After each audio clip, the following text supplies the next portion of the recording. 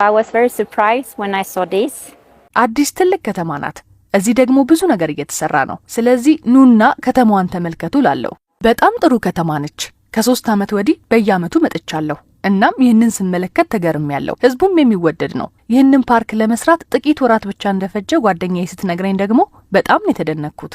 ቱሪስቶች ወደዚህ ስፍራ ይመጣሉ ብዬም አስባለሁ። I find it a very nice town, very nice people. በጣም ጥሩ ከተማ ሆና ነው ያገኘኋት። ህዝቡም በጣም ጥሩ ነው።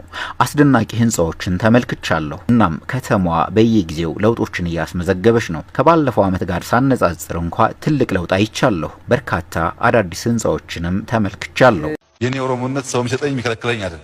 በነገራችን ላይ ለኦሮሞ ህዝብ የማይጠቅም አብይ ለአማራ የማይጠቅምም፣ ለወላይታ የማይጠቅምም፣ ለጉራጌ የማይጠቅምም፣ ለማንም አይጠቅምም። ውሸት ነው።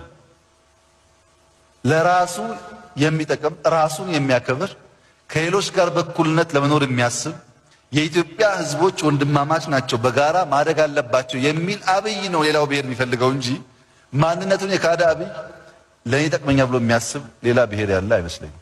ካለም ስተት ነው። እኔ የኦሮሞ ህዝብ ነፃ እንዲሆን እኩል እንዲሆን ወጥቶ ሰርቶ እኩል ሊጠቀም አምኜ የታገልኩ ሰው ነኝ።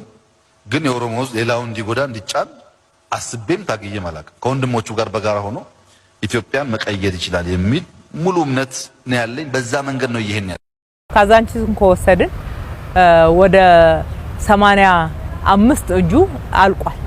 መልሶ ማልማቱ ጊዜ ይወስዳል። መልሶ ማልማት ትልልቅ ስራዎችን እንሰራበታለን።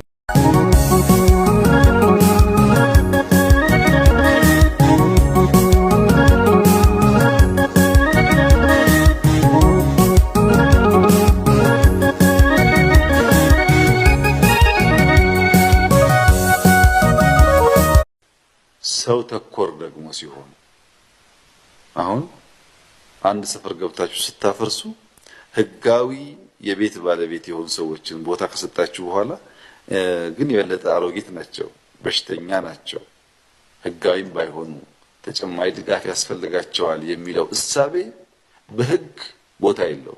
ሰው ከሆንክ ብቻ የምታስበው አሁን ቅድም አዳነች አውራት የነበረችው እናት ያሉበት ቤት ኮሪደር ቢኖርም ባይኖርም